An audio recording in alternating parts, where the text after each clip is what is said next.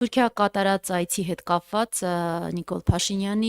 քանի որ օրակարգը հայտնի չէ հանրությանը, դուք ունեք տեղեկություններ կամ ենթադրություններ, ինչ օրակարգով է այս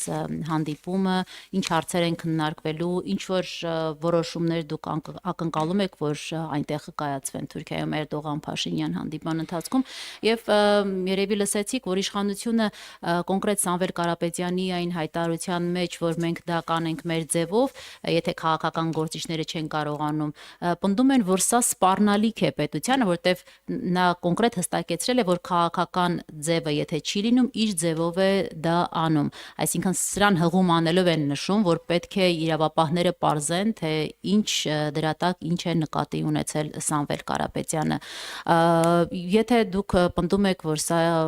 քաղաքական հաշվեհարդար է, ինչու Կարապետյանի դեմ նման հաշվեհարդար պետք է իրականացվեր, դուք ունեք տեղեկություններ, որ Սամվել Կարապետյանը պատրաստվում էր առաջիկայում ներգրավել ակտիվ քաղաքական գործընթացներում, շնորհակալություն։ Թուրքիա հանդիպման օրակարգը մեզանից գաղտնի է, ոչ դուք, ոչ ես, ոչ Հայաստանի Հանրությունը այդ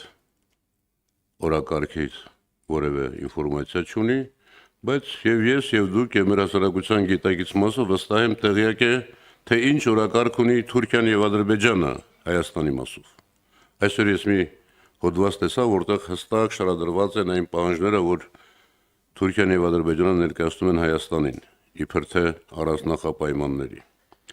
Բայց մենք նաեւ տեսել ենք այս մարդու հանդիպումները Ալիևի դեմ ստորացած Էրդողանի մոտ ինչ վիճակում եւ մի բան էլ նկատի ունեցեք, տեսեք։ 3 Ադրբեջանի Նիկոլ Փաշինյանը գնացել է Թուրքիա 1 օր առաջ եւ բնականաբար երկու եղբայրներով իրենց ժամացույցները ճշգրտելու են, հարցերը պատրաստելու են եւ գնալու է մի հատ մեկը, որը բասկաթորին բազմացի դիմաց նստած էր աթոռակի վրա Հայաստանի դրոշը թարս դրած։ Դուք պատկերացնում եք, թե ինչ խոսակցություն կարող է լինել այս մարդու միջով։ Ես տեսա նաև պատվիրակությունը հայտնի այն մարդիկ, որոնք ասում են մենք Հայաստանի Հանրապետությունը եւ ասացի, թե նրանք ովքեր են ամենաառաջի իմ խոսքում։ Այնպես որ որևէ դրական ակնկալիք չունեմ, մանավանդ այս զարգացումների ֆոնին եւ մի մարդ, որ ասում է, ես մինչև 22 թվականը ֆորպոստի վարչապետ էի, հիմա Հայաստանի լիարժեք ու ամբողջական վարչապետ եմ, այդ մարդուն մի հատ հարցրեք, այսինքն դու ֆորպոստում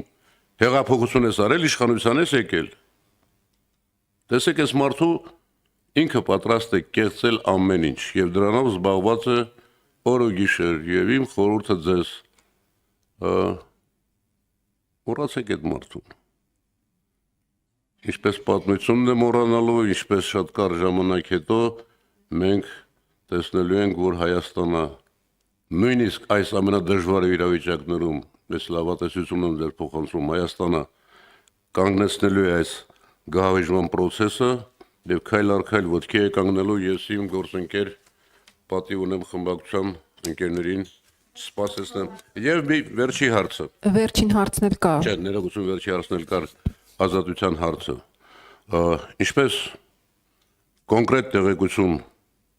ես մի անգամ ասել եմ, չէ դες կարծում եմ, որ ես իմ չիմացածը երբեք չեմ ասում, իսկ իմացածս երբեմն եմ ասում, բայց որևէ հայ, արժանապատիվ հայ մարդ, Հայաստանի Արցախի համար ամեն ինչ արած եւ մեծ հեղինակություն ունեցող մարդ չի կարող համակերպել այն իրավիճակին, որ բերել են այս